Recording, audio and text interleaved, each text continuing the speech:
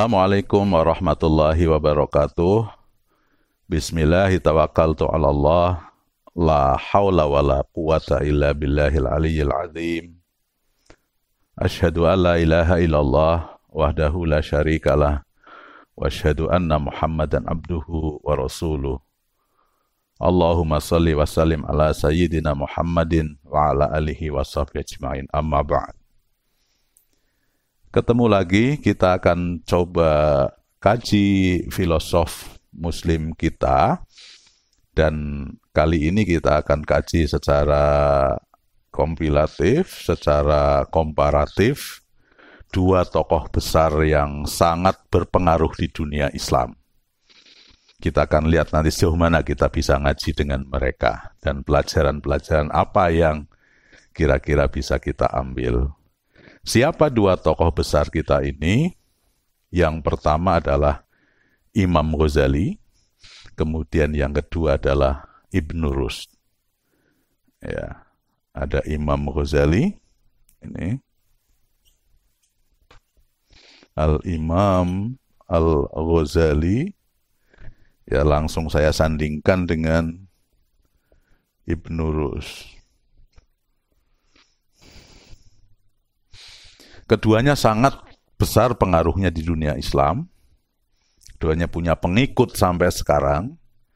Nanti Imam Ghazali adalah representasi dari kelompok Islam yang notabene nanti punya label Ahlus Sunnah wal Jamaah, tradisionalis dan lain sebagainya.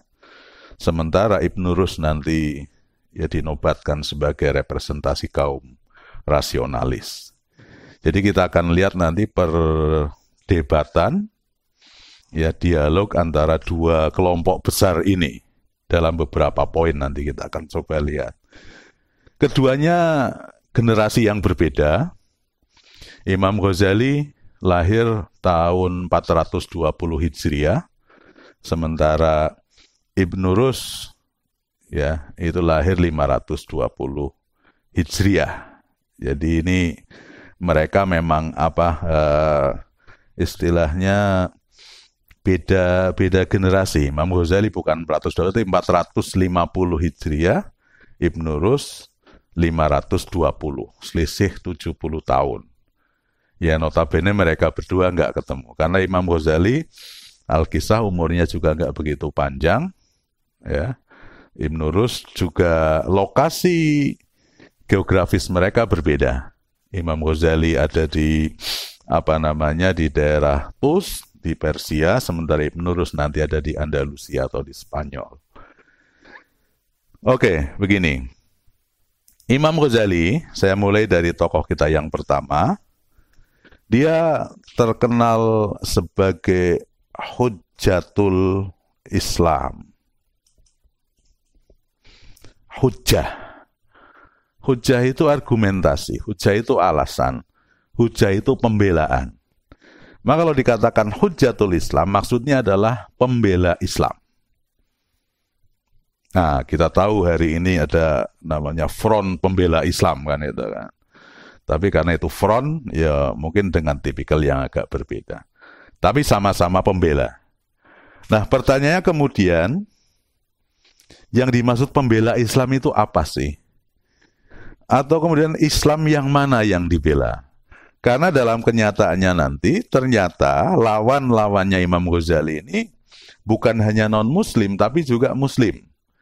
Dalam teologi misalnya nanti yang menjadi rival beliau, menjadi lawan beliau adalah Mu'tazilah. Notabene kaum rasionalis Islam. Di dunia filsafat nanti yang dikritik adalah pendahulu-pendahulunya, yang nanti diwakili oleh Ibn Rushd, dibela oleh Ibn Rushd, ya. Juga filosof muslim, sama-sama muslimnya. Artinya kalau dalam konteks Islam ini kita harus bijaksana. Kita harus punya penafsiran yang bagus bahwa Hujjatul Islam yang dimaksud adalah pembela Islam ala ya, model yang ditawarkan oleh Imam Ghazali, yang dalam hal ini adalah Islam Ahlus Sunnah wal Jamaah. Bukan Mu'tazilah, ya, bukan juga pola yang dibangun oleh para filosof yang lain. Bukan berarti yang lain nggak Islam, yang lain Islam juga sama. Makanya nanti ada pemahaman yang bijaksana dan ini bagus. Misalnya yang mengatakan memahami Islam itu harus jelas. Nanti Islamnya Islam I besar apa I kecil. Itu nanti kalau nggak salah Muhammad Arkun punya konsep tentang itu. Kalau Islam dengan I besar itu berarti Islam yang universal, ya, yang kontinu, yang mutlak kan itu kan. Kalau Islam dengan I kecil berarti Islam tafsir kita. Ya, pemahaman kita tentang agama. Nah, ini sama kayak kalau di Indonesia kita bilang Front Pembela Islam misalnya, kita tahu kalau Front Pembela Islam FPI punyanya Habib Rizik dan teman-teman itu, ya, atau Habib Rizik dinobatkan sebagai imam besar umat Islam, ya otomatis kan imam besar umat FPI kan itu, bukan imam besar umat Islam seluruh dunia kan tidak. Ini pemahaman yang bagus yang kemudian, karena biasanya permasalahan itu timbul dari sini biasanya. Sebetulnya yang kita omongkan itu adalah pendapat kita sebagai orang Islam, pendapat kita, penafsiran kita. Kemudian kita pengennya itu menjadi pendapat semua orang. Ya. Itu tafsiran kita, maunya itu adalah firman Tuhan begitu. Lah ini biasanya jadi masalah di situ. Makanya nanti Muhammad Arkun bisa menjabarkan itu dengan baik, positioning yang bagus. Agar apa? Agar tadi ada toleransi, kita bisa memahami orang Islam dengan I kecil itu banyak jenisnya. Makanya tadi moderatkan seperti itu. Ada A, B, C, D, mungkin ada ratusan pendapat seperti itu. Oke, ini yang pertama. Jadi Imam Ghazali adalah Hujjatul Islam, pembela Islam pada zamannya, dan yang dia lawan adalah kelompok rasionalis. Kalau dalam ranah teologi nanti Mu'tazilah dan teman-teman, dalam ranah filsafat nanti Al-Farabi dan yang lainnya. Oke, secara umum begitu. Ini kalau bicara julukan, bicara laqab. Ini menjadi semacam keyword, kata kunci. Kalau saya bilang, ada orang mengatakan Imam Ghazali yang mana sih? Oh itu loh yang Hujjatul Islam itu. Kalau bicara hujat pembela Islam, jadi ingat FPI misalnya, ya tadi penjelasannya tadi, Islam dengan I kecil tadi itu. Ini poin pertama. Nah, sekarang biar berimbang, Ibnu Rus juga punya julukan yang nanti mengidentikan posisi dia. Dia julukannya adalah sang komentator. Asy-syarih. Komentator. Komentatornya siapa? Nah, ini lagi-lagi ada sanad keilmuan antara Ibnu Rus dengan Aristoteles. Jadi Ibnu Rus adalah komentatornya Aristoteles. Tadi kemarin kita bahas tentang Ibnu Maskaweh yang guru ketiga, kemudian Al-Farabi guru kedua.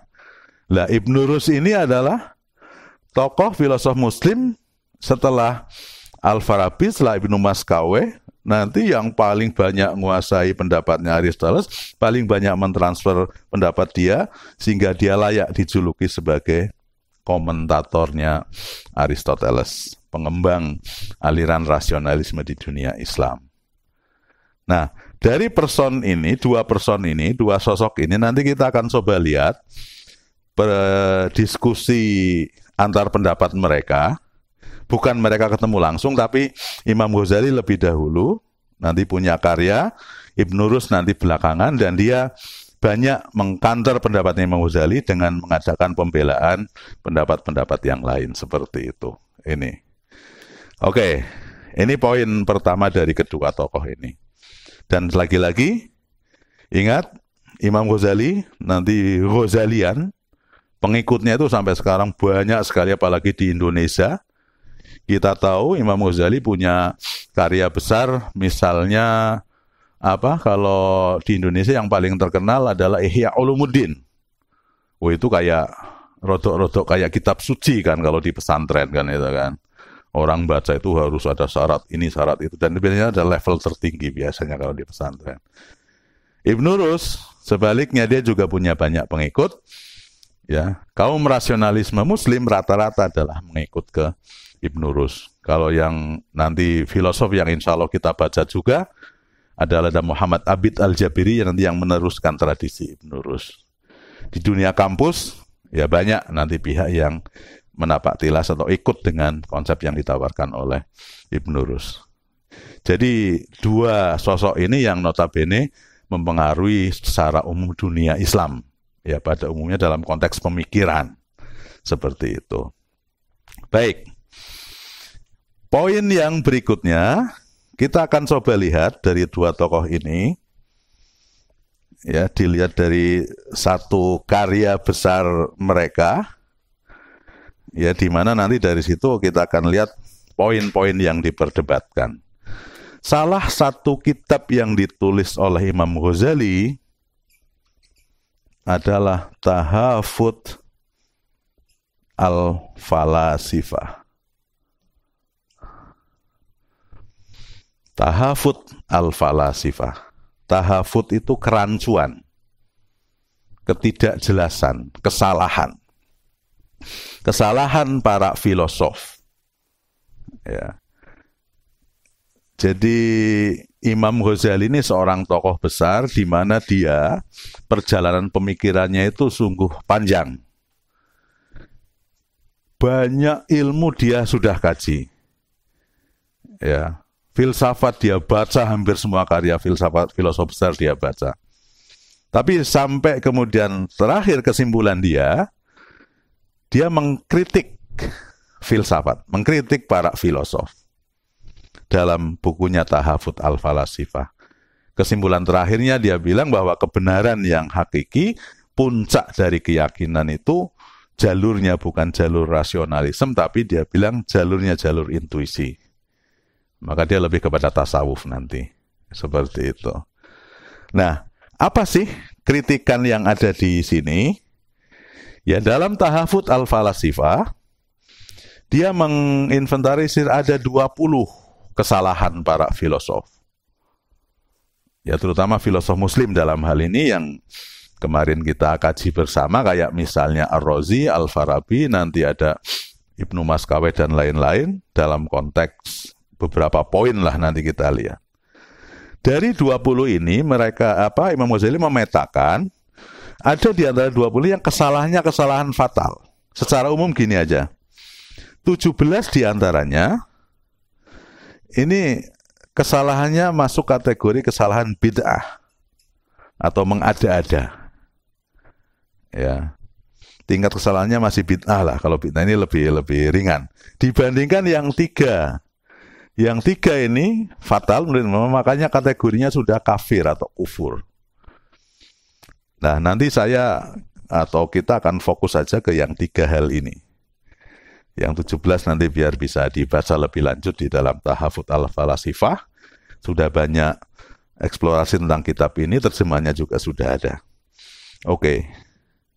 Nah, dalam 3 poin ini, 3 pemikiran ini, kata Imam Ghazali, para filosof Muslim salah, keliru, dan kesalahannya sampai kategori kufur. Nanti kita akan lihat satu persatu. Nah, di sisi yang lain nanti, Ibnu Rus yang datang setelah Imam Ghazali, itu membela para filosof yang diserang oleh Imam Ghazali, dikafirkan ini. Maka Ibnu Rus menulis kitab yang judulnya Tahafut, sama ya, At-Tahafut, ya, kerancuan, kesalahan, At-Tahafut, kesalahan, tahafutnya Imam Ghazali. Jadi cara memahaminya gitu. Imam Ghazali menulis kitab kerancuan, kesalahan para filosof. Ibnu Rus menulis buku kerancuan kitab tahafutnya Imam Ghazali. Nah, nanti intinya kitab ini menjawab 3 hal yang terutama dipersoalkan oleh Imam Ghazali dan dianggap para filosof itu sampai titik kufur dalam hal itu. Oke, Kesempatan kali ini yang poin yang berikutnya nanti kita akan coba lihat, kita kupas bareng. Apa sih 3 hal yang dikafirkan oleh Imam Ghazali dan nanti berimbas kepada Imam Ghazali mengharamkan filsafat, ya. Mengharamkan pemikiran filsafat, bukan, kan kadang ada orang yang bertanya kalau Imam Ghazali mengatakan filsafat itu haram, kenapa dia masih masuk kategori filosof? Jadi yang diharamkan oleh Imam Ghazali itu bukan filsafat secara umum. Karena logika misalnya, logika itu, mantik itu masih dalam kategori Muqaddimah al-Falsafah, dan Imam Ghazali mengatakan orang wajib belajar mantik, kan gitu, orang belajar logika. Jadi yang diharamkan adalah pemikiran filsafat yang ini gitu. Ya, jadi bukan semua. Ini kita harus jeli dalam hal ini. Baik, kita akan coba lihat 3 hal ini. Sekaligus nanti kita akan coba pahami bagaimana alur pikir yang dibangun. Bagaimana nalar yang dibangun oleh Imam Ghazali, bagaimana nalar yang kemudian dibangun oleh Ibnu Rushd sebagai rasionalisme dalam memandang persoalan. Dan nanti kita bisa mengambil manfaat dari mereka. Perkara nanti ente mau jadi Ghazalian silahkan, mau jadi Ibnu Rushdian atau Averroisme, jadi nama latinnya Ibnu Rushd itu Averroes, pengikutnya Averroisme. Ya mau jadi pengikut Ibnu Rushd silahkan, ikut Ghazalian juga silahkan. Yang penting kalau saya prinsipnya, ente ikut A atau B, ente bisa jelaskan nalar yang mereka bangun. Jadi artinya kita ikut itu dengan sadar. Bukan karena taklid buta, bukan karena pendeng gepeng harus gini, tapi kita ikut, kita jadi pengikut yang baik. Adalah pengikut yang tahu yang diikuti, nalar yang dibangun kayak apa. Dengan penjelasan ini nanti kita akan bisa lihat sisi tradisionalismenya Imam Ghazali kayak apa, rasionalismenya Ibnu Rushd kayak apa. Baik, kita akan masuk ke 3 hal ini yang menjadi isi kandungan dari 2 kitab besar ini. Yang pertama, ini yang kemarin dulu pernah kita bahas tentang pembahasan hubungan antara Tuhan dengan alam semesta. Imam Ghazali mengatakan, para filosof muslim itu keliru ketika mereka mengatakan bahwa alam semesta itu qadim, qidamul alam. Nah, kekeliruannya di mana? Kekeliruannya adalah kalau dikatakan alam semesta itu qadim, padahal qadim adalah artinya sesuatu yang tidak berawal, sesuatu yang kemudian menjadi sumber dari keberadaan yang lain. Nggak pernah nggak ada terus ya. Ini, qadim ini adalah menjadi sifat khasnya Allah, Allah Subhanahu wa Ta'ala. Kalau alam dikatakan qadim, itu berarti menyamakan alam dengan Allah. Ta'addud al-qudama. Berarti yang qadim itu tidak hanya Allah. Kalau yang qadim tidak hanya Allah, berarti alam sama dengan Allah. Wah, itu musyrik kan itu kan, dosa terbesar di dalam Islam. Ya, ini nalar yang dibangun oleh Imam Ghazali. Karena apa? Allah adalah sang pencipta, Al-Khaliq. Allah adalah As-Sani'. Allah satu-satunya zat pencipta. Allah satu-satunya yang membuat alam semesta ini. Otomatis dia mesti beda dengan makhluknya. Gak boleh disamakan kan itu kan. Nah, maka kalau dikatakan semesta ini qadim, nyaingi Tuhan, itu bahaya untuk akidah Islamnya. Ini nalar yang dibangun oleh Imam Ghazali. Berarti Tuhan bukan pencipta kalau gitu kan itu kan. Kalau adanya bareng misalnya bukan pencipta. Nah, Ibnu Rushd mencoba mendudukkan persoalan ini dengan penjelasan yang insya Allah kemarin ketika saya bahas Ar-Razi atau siapa itu sudah kita jelaskan bahwa qadim itu nanti ada yang qidam itu li zatihi, ada li ghairihi. Jadi beda, Tuhan dengan alam beda. Sama-sama qadim tapi qadimnya beda. Ini klasternya beda. Nah, sehingga menurut Ibnu Rus, Imam Ghazali ini nggak bijaksana kalau kemudian memvonis, kalaupun kemudian para filosof dianggap salah, tentu kesalahannya bukan kesalahan dalam konteks kafir dan mukmin, tapi kesalahannya adalah kesalahan karena apa? Beda mazhab saja, ya beda alur. Sehingga kalau memang beda pendapat gitu, ya jangan sampai dikatakan kafir, kata Ibnu Rus seperti itu. Ini menetralisir ini. Sekaligus Ibnu Rus menjelaskan ini, qadim itu nanti ada yang li zatihi, ada yang li ghairihi. Allah itu yang menjadi dia adalah qadim la awwalalahu, keberadaannya menjadi sumber dari yang lain, sementara yang li ghairihi itu tetap meskipun secara tempo, secara waktu itu sama, bareng, tapi ya kayak kemarin kita analogikan tubuh dengan bayangan tubuh kita, tapi tetap berbeda antara kedua itu. Nah, ini nih poin pertama, ya, qadim li dzatihi li ghairi menurut Ibnu Rus. Jadi kritikan Imam Ghazali yang pertama ini dijawab oleh Ibnu Rus. Ya, harapannya sih kalau ini dijawab bukan kemudian selesai, enggak. Oke, artinya ente nanti orang milih pendapat, orang milih mazhab, itu nanti kalau kayak misalnya gini deh, kita ini kan mayoritas Sunni, akidahnya Sunni. Kita Asy'ariyah lah, mungkin Maturidiyah. Ada sebagian kita yang menobatkan diri menjadi Mu'tazilah. Nah, sementara ini kan biasanya akidah keyakinan kita itu masih belum banyak lah kita yang mendalami. Kayak misalnya orang Sunni dengan orang berdebat tentang takdir misalnya. Takdir Tuhan itu gimana sih, macam-macam kan itu kan. Tapi yang debat di ngelmoni itu kan masih belum banyak. Makanya gini aja, nanti kalau ente misalnya pengen lebih mendalam tentang tuduhan Imam Ghazali ini, ya dibaca lebih lanjut nalar argumentasinya. Saya hanya menyampaikan hal-hal mendasar saja. Jawabannya Ibnu Rus juga begitu. Ya, oke. Ini nih poin yang pertama. Kemudian poin yang kedua, ya. Imam Ghazali mengatakan dari hasil bacaannya, dia bilang bahwa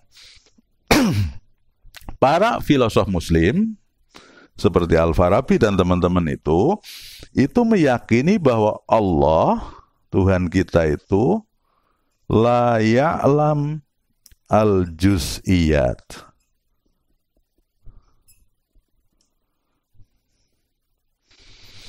Ya, ada sebagian filosof muslim yang mengatakan Tuhan itu, Allah itu tidak tahu menahu hal yang detail. Ini dituduhkan oleh Imam Ghazali kepada para filosof, dan indikasinya adalah karena apa? Karena para filosof terpengaruh oleh konsep ketuhanannya Aristoteles. Nalar yang dibangun oleh Imam Ghazali adalah begini, Tuhan adalah zat yang maha sempurna. Ya. Zat yang maha sempurna berarti dia sifatnya kan, kalau di Ahlus Sunnah ada sifat 20 itu, wujud, qidam, baqa, mukhalafatul lil hawadisi, qiyamu bi nafsih, wahdaniyah, kudrat, iradat, sama, basar, kalam, ilmu, hayat. Salah satu sifatnya kan ilmu. Allah harus alim. Allah harus maha mengetahui kan itu kan. Kalau kemudian ada pihak yang mengatakan Allah tidak tahu menahu yang detail di dunia ini, ya, maka berarti sama saja memposisikan Allah itu tidak maha tahu. Kalau Allah tidak maha tahu berarti Allah nggak sempurna. Kalau mengatakan Tuhan nggak sempurna, itu akidahnya rusak kan itu kan. Ini kata Imam Ghazali, akidahnya rusak. Nah, terus kalau akidahnya rusak ya sudah kufur kan itu, kafir itu kan itu kan. Terus kata Ibnu Rus bagaimana menanggapi ini? Ibnu Rus bilang, kalau konsepnya Aristoteles itu memang jelas, Aristoteles dengan tegas mengatakan Tuhan itu pasif, tadi nggak tahu menahu. Tapi para filosof muslim itu tidak mentransfer itu secara mentah-mentah, enggak. Mungkin ada keterpengaruhan tapi tidak kemudian mengatakan yang demikian. Para filosof muslim hanya mengatakan gini, bahwa Allah, ilmu Allah, pengetahuan Allah, Allah maha tahu, Dan ilmuhu adalah ilmun kulli. Nah ini.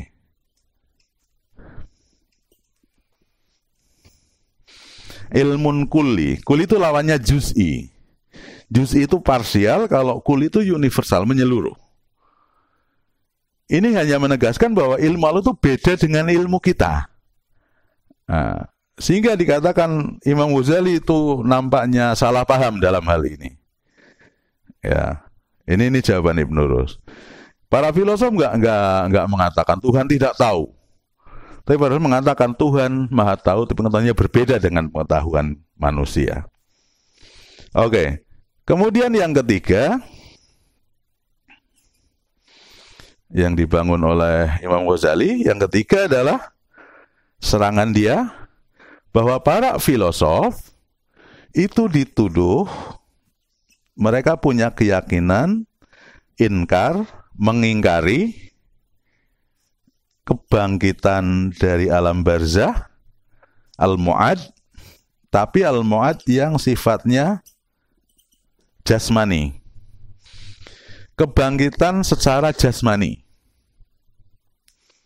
Ini nih, apa namanya? Imam Ghazali menuduh para filosof berpendapat itu, dan pendapat ini bahaya. Karena secara lahiriah kita bisa membaca ayat-ayat Al-Quran di mana di sana dijelaskan dengan gamblang bagaimana hari kebangkitan. Ya, misalnya yang ada dalam surat Yasin kalau nggak salah apa ya. Qul may yuhyil 'idhama wa hiya ramim. Qul yuhyihal ladzi anshaha awwala marrah. Yang pertama bukan qul. Qala may yuhyil 'idhama wa hiya ramim. Qul yuhyihal ladzi ansha'aha awwala marrah. Ya. Siapa sih yang menghidupkan tulang belulang wahia romim, dan tulang belulang itu sudah remuk, sudah redam, sudah hancur, rommayarum itu romim. Ya. Qul yuhyihal ladzi ansha'a awwala marrah. Katakan yang bisa menghidupkan itu adalah yang menciptakannya pertama kali. Jadi kalau ada orang bertanya misalnya kebangkitan jasmani, nah ini kan riwayatnya begini. Para filosof muslim, Al-Farabi dan teman-teman itu mereka punya keyakinan bahwa kebangkitan nanti itu bukan kebangkitan jasmani. Karena apa? Karena kebangkitan jasmani itu sulit untuk dijelaskan secara rasional. Nah ini memang para filosof kan kaum rasionalis, dan mereka berpikirnya radikal, tuntas, kan konsisten. Jadi pokoknya kalau nggak rasional ya mereka nggak mau lah, intinya begitu. Terus bagaimana mereka menjelaskan gini? Apa sih sulitnya? Kata para filosof, ya. Karena gini, kalau misalnya kebangkitan setelah mati nanti ada kebangkitan jasmani, maka nanti ada banyak pertanyaan yang sulit untuk dijawab. Apa contohnya? Contoh yang pertama adalah misalnya gini. Jasad yang mana yang nanti akan dibangkitkan? Jasad ketika kita usia berapa, kan itu kan? Apakah ketika usia kayak saya misalnya yang sekarang 46 tahun, atau kayak mahasiswa semester 3 yang berusia berapa? 20 tahun misalnya, atau usia yang mana? Bahkan kalau tidak salah beberapa kalangan di antara kita, mungkin kita semua, itu punya keyakinan nanti ketika bangkit kan semuanya sebaya, kan itu kan. Sebayanya juga usia berapa kita, oke deh, ini banyak pertanyaan gitu. Jasad yang mana? Kemudian kata para filosof lebih ruwet lagi, itu ketika ditanya lebih lanjut, bagaimana misalnya ada orang yang kemudian kanibal. Nah ini.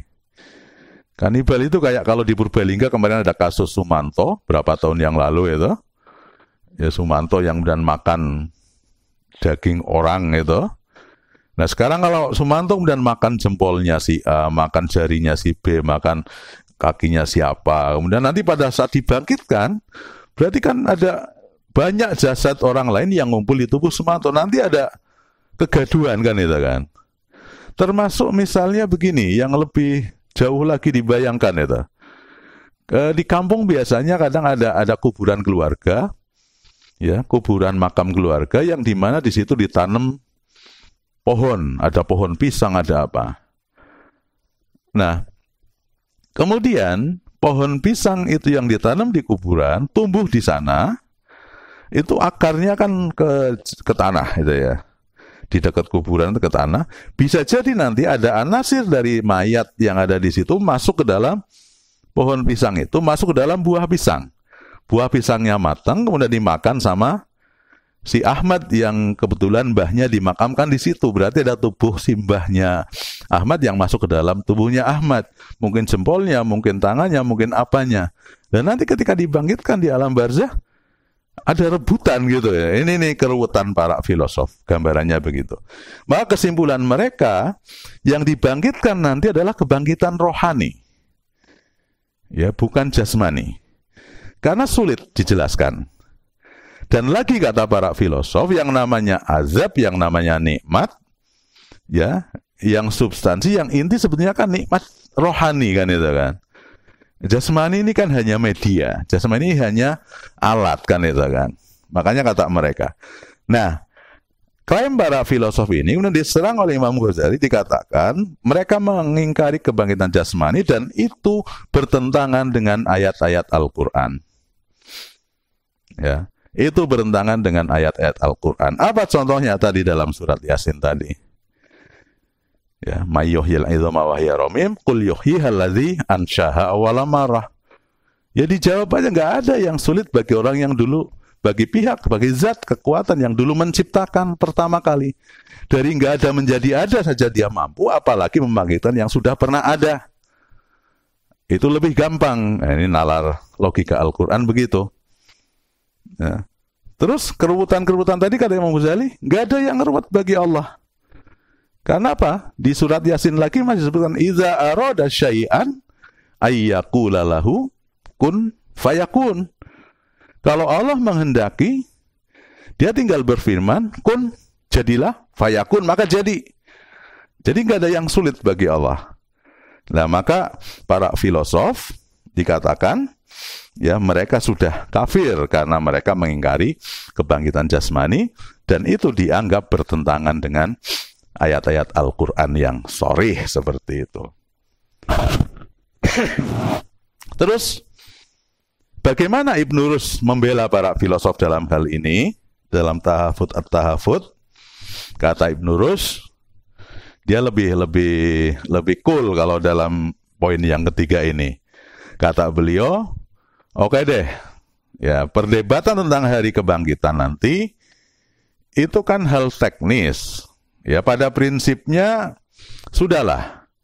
Yang penting kan bahwa akidah kita, akidah keimanan kita, yang mensyaratkan kita harus beriman kepada hari akhir, di mana di sana ada hari kebangkitan. Ada proses kebangkitan. Perkara teknis kebangkitannya kayak apa? Apakah ruhan faqat atau ruhan wa jasadan, itu hal teknis yang biarkan orang berbeda penafsiran. Sehingga lagi-lagi kalau bedanya model begitu, itu nggak usah kemudian dikafirkan kan itu. Nah, makanya kesimpulannya kemudian tahut itu mencoba menetralisir, jangan mudah mengkafirkan kan itu. Karena beda pendapat nggak usah dikafirkan. Nah, cuman memang ya, dari sini kita bisa lihat tadi misalnya poin yang ketiga tentang kuasa mutlak Allah. Jadi bagaimana perbedaan pandangan antara dua pihak ini ketika memandang kemahakuasaan Allah, itu memang berbeda konsep. Imam Ghazali dengan konsepnya dia katakan Tuhan itu maha kuasa, punya kudrat, Allah itu qadir, Allah itu alim, wa qudratuhu mutlaqah. Kemahakuasaannya dalam mutlak. Jadi apapun, iza arada syai'an yaqula lahu kun fayakun, dimanai pokoknya kalau dia menghendaki sesuatu, nggak ada yang mustahil bagi dia, karena dialah pemilik, penguasa semuanya.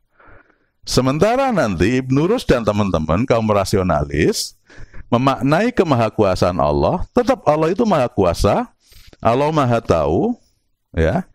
Cuman Allah maha kuasa, tapi Allah bekerja, Allah berbuat, Allah mencipta, Allah berkreat dan lain sebagainya, itu dia ada yang namanya sunnatullah. Sunnatullah itu dikatakan terjemahnya hukum alam. Ya, ada proses ini. Ini bukan, kalau sunnatullah kan hukum alam terjemahan kita. Tapi secara bahasa kita bisa lihat bahwa itulah cara kerja Tuhan. Cara kerja Allah. Jadi hukum alam.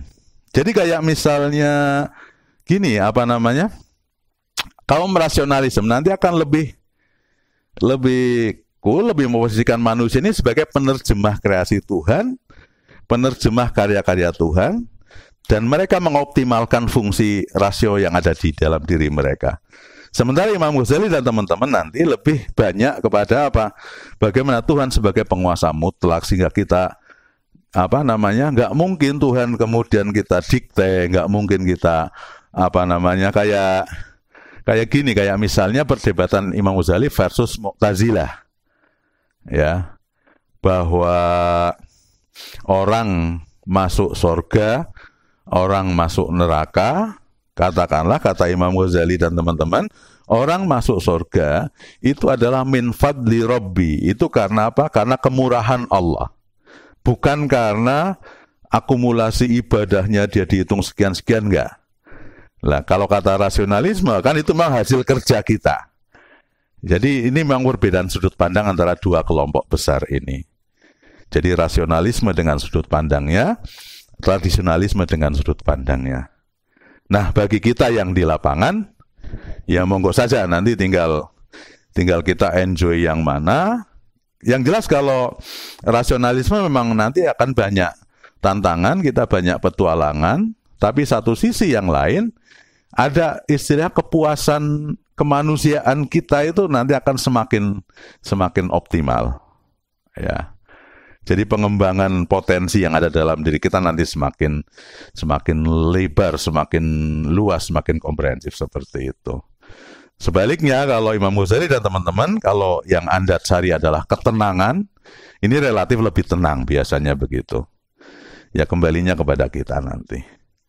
Baik, ini poin tentang serangan terhadap para filosof dan pembelaan Ibnu Rus, ya, dari serangan Imam Ghazali.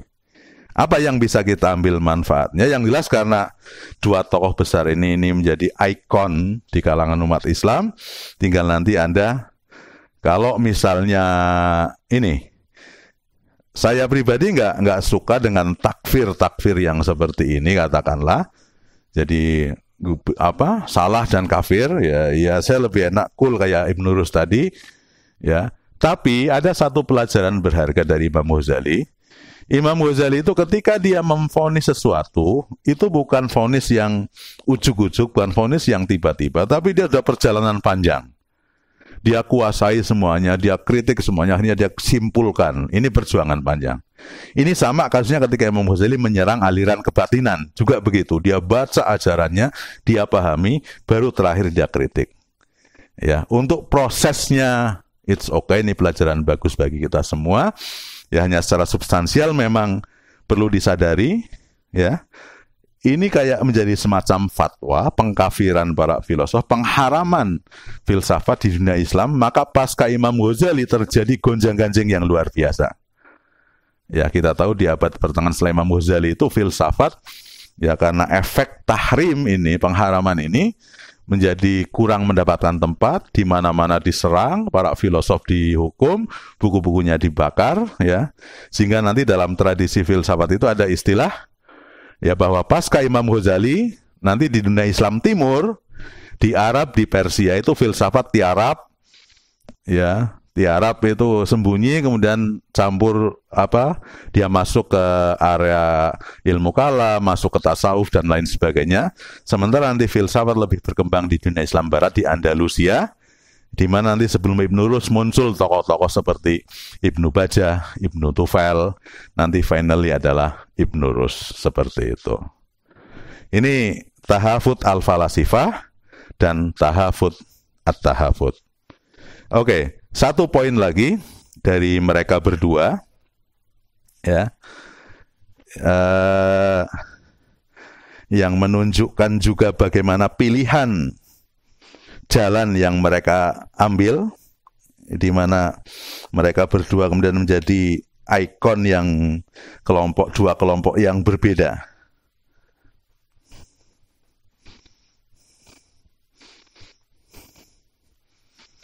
Jadi secara umum poin yang berikutnya begini.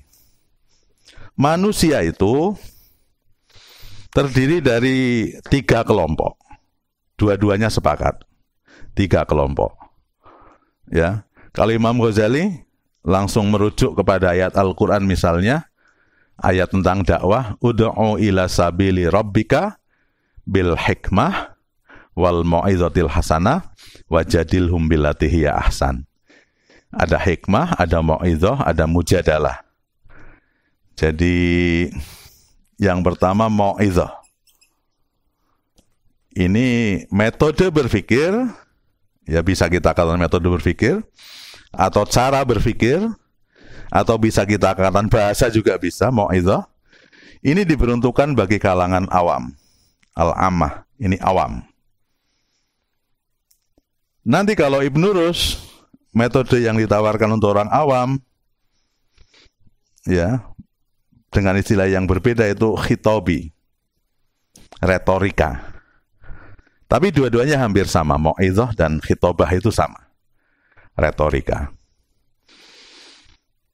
Kemudian kelompok yang kedua, kelompok khosoh, ini kelas menengah.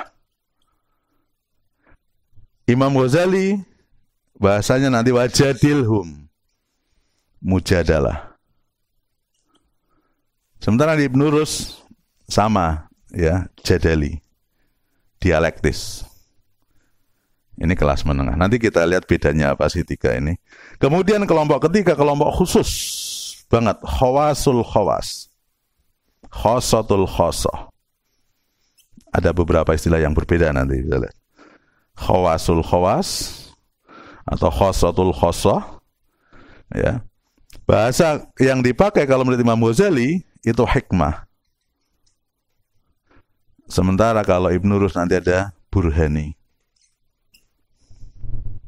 Oke. Ini potretnya. Yang pertama gini, 3 kelompok manusia ini real. Ini eksis di antara kita. Maka ya pelajaran yang kemudian bisa kita ambil secara nyata, secara sosial adalah apa yang disebutkan oleh Kanjeng Nabi atau Sayyidina Umar itu. Kanjeng Nabi dia mengatakan khatibun nas ala qadri uqulihim, khatibun nas bilughatihim. Kalian kalau ngomong dengan orang itu harus sesuai dengan metode berpikirnya atau sesuai dengan bahasanya, sesuai dengan kelasnya lah, katakanlah gitu. Jadi kalau ketemu orang awam, ya pakailah bahasa retorika, pakailah mau'izah kan itu kan. Kalau ketemu kalangan menengah, sudah ada mujadalah, jadali, dialektika. Ya. Kalau ketemu khawasul khawas, kata Imam Ghazali pakai bahasa hikmah, kalau kata Ibnu Rus pakai bahasa burhani, demonstratif, filosofis. Ya, filosofis, rasionalis, empirik, itu yang filosofis seperti itu. Nah, maka pelajaran pertama tadi gitu. Manusia ini macamnya banyak. Kalau Anda ketemu orang awam, jangan berdialektika, apalagi berfilsafat. Orang awam diajak berfilsafat, bukannya tambah pinter, tapi malah stres kan itu kan. Ya. Maka mau'izah itu isinya apa? Anda kalau misalnya pengajian akbar, acara berikutnya adalah mau'izah hasanah. Mau'izah hasanah itu isinya apa? Isinya yuk at-targhib, at-tarhib kan itu kan. Targhib itu memberikan motivasi, tarhib itu mengancam kan itu. Ya pengajian kan isinya kan begitu, orang awam. Retorika kan begitu. Karena orang awam itu kalau nggak dimotivasi, nggak diiming-imingi, itu mereka nggak mau jadi orang soleh kan itu kan. Kemudian kalau nggak ditakut-takuti, mereka nggak akan takut. Wong sudah diweden-wedeni misalnya neraka itu sangat menakutkan.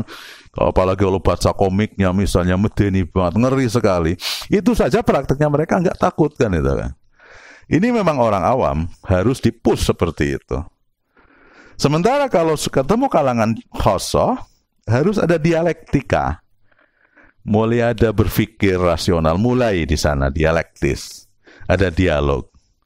Mungkin kalau mahasiswa, ya inilah salah satunya pas nulis skripsi misalnya, kenapa Anda ditanya, Anda nulis ini pendapatnya siapa, ngambil buku mana, itu kan sudah dialektik di situ. Atau kelas tertinggi adalah ini. Inilah bedanya Ibn Rus dengan Imam Ghazali. Kalau nalar burhani, ini nalar rasional, filosofis. Jadi argumentasinya argumentasi rasional. Tadi para filosof kita sudah bahas tadi. Harus dipertahankan secara rasional, filosofis, pokoknya itu. Sementara kalau hikmah, ini lebih kepada nalar intuitif, intuisi. Inilah bedanya dua tokoh ini. Jadi kebenaran tertinggi menurut Imam Ghazali itu hanya bisa dicapai dengan hikmah, dengan intuisi.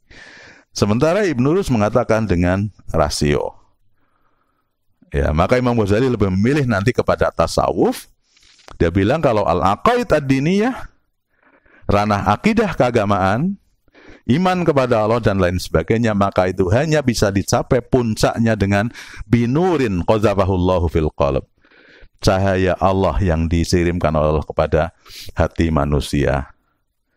Gak bisa kita mengandalkan akal kita untuk mencapai keimanan puncak kita, gak bisa, kata Imam Ghazali. Tapi dengan hati, dengan rasa, dengan kemantapan jiwa, itu yang kebersihan jiwa yang bisa dicapai. Sementara Ibn Rus tidak.